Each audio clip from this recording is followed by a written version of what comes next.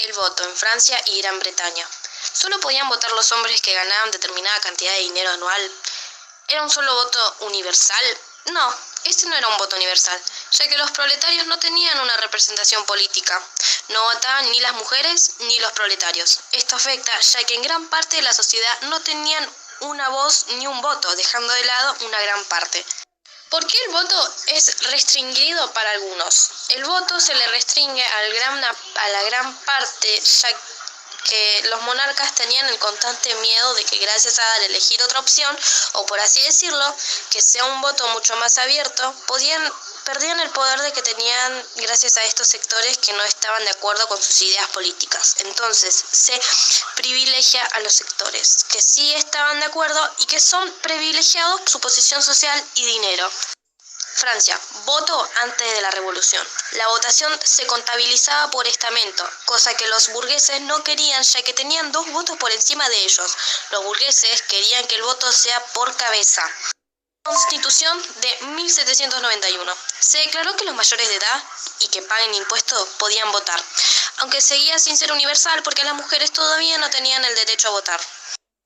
La Convención. Luego la Convención sancionó la Constitución del año 1. Constitución del año 1. Sanciona el sufragio universal, que no era tan universal, ya que solo podían votar los mayores de 18 años y que ganen cierta cantidad de dinero. Luego la Convención sanciona una nueva Constitución. El voto censitario y los 3 poderes. La Convención sanciona el voto censitario. Era un voto muy cerrado y los 3 poderes, ejecutivo, judicial y legislativo, y los tribunales del poder judicial eligen por el pueblo. Luego de ver estas etapas de Francia y Gran Bretaña, vamos a ver lo que pasa en Argentina, luego de recuperar su libertad liberándose de la corona española, cosa con la que Francia y Napoleón tienen que ver indirectamente, pero no vamos a hablar de eso. Así que ahora pasemos a la etapa de Argentina.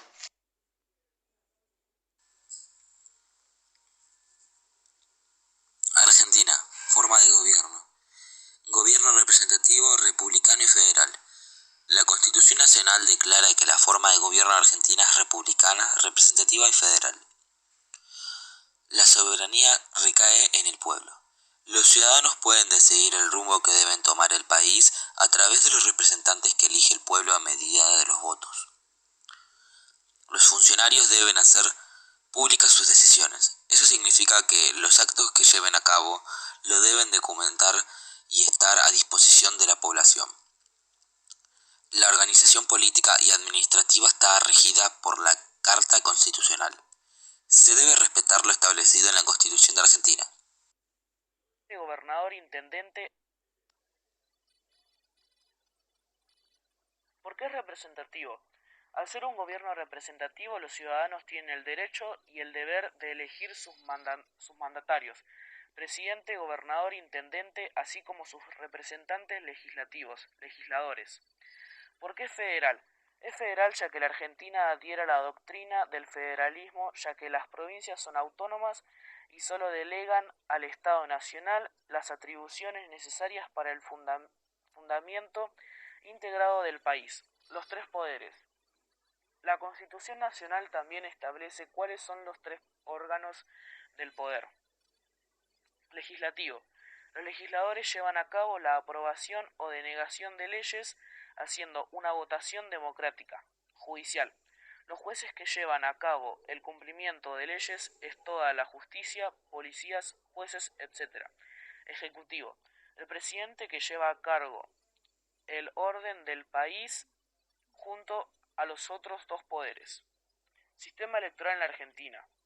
Son las cosas o pasos que los ciudadanos deben hacer para votar. 1. Número de mesa y número de orden en el padrón que corresponde. 2.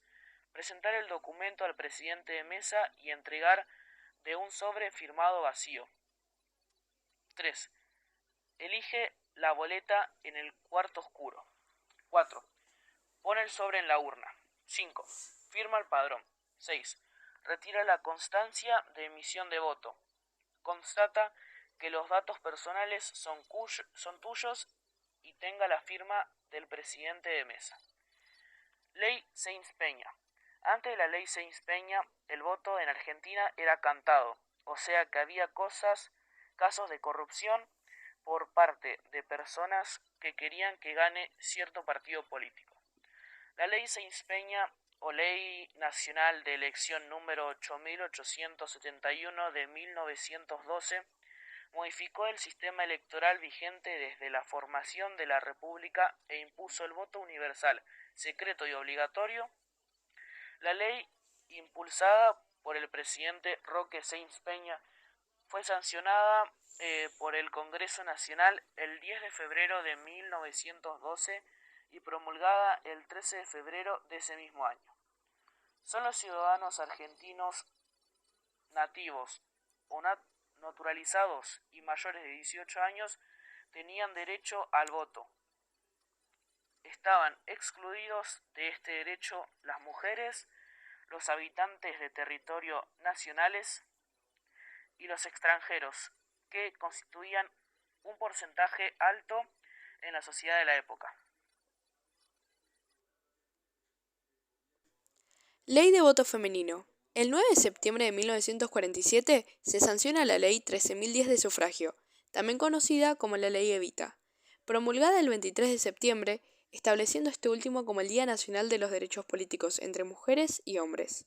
También tienen derecho a elegir y ser elegidas para cargos políticos nacionales. Esta es Julieta Lanteri, la primera mujer en votar en Argentina, la primera de muchas. La participación electoral de los más jóvenes.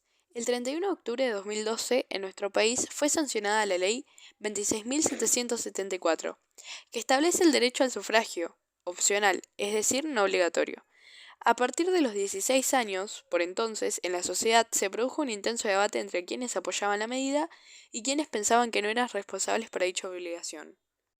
Ahora, como una reflexión final, podríamos decir que luego de ver todas estas etapas, desde Gran Bretaña hasta 2012 en Argentina, se puede decir que hubo un gran cambio dentro de todos los países, o en algunos, un gran cambio en el voto, que ayuda mucho, porque si nosotros seguiríamos con las mismas leyes y mismo sistema electoral que teníamos hace años atrás, o antes de la ley Sáenz-Peña, no tendríamos esta libertad de la que podríamos estar hablando, ni un sistema democrático.